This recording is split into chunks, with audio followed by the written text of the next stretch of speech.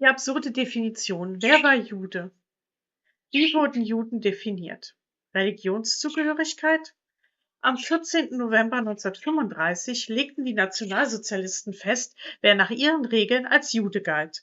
Eine völlig willkürliche, menschenverachtende Definition, die den Weg für die weitere Entrechtung und Verfolgung ebnete.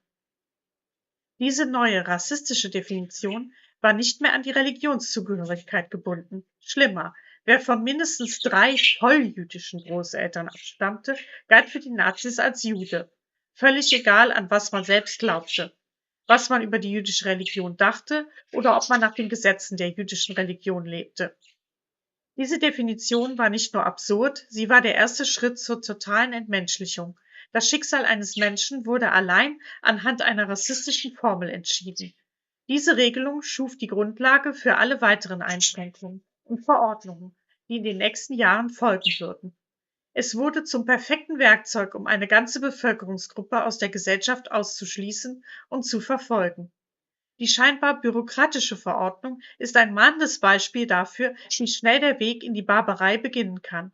Wir müssen uns immer daran erinnern, dass es nie wieder zu einer solch willkürlichen Definition kommen darf, in der wir den Umgang mit unseren Mitmenschen davon abhängig machen, ob sie zu einer Minderheit gehören oder nicht. Zweiklassengesellschaft, Staatsangehöriger versus Reichsbürger, Staatsbürger und Staatsangehöriger. Heute sind das Synonyme. Aber im Dritten Reich machten die Nazis einen perfiden Unterschied, um eine Zweiklassengesellschaft zu schaffen.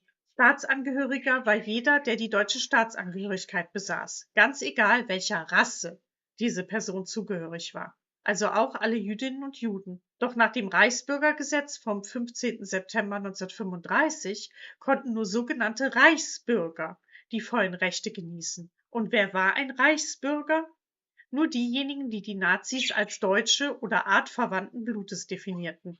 Wer nicht in diese rassistische Definition passte, also Jüdinnen und Juden und andere Minderheiten, wie Sinti und Roma, war nur ein einfacher Staatsangehöriger.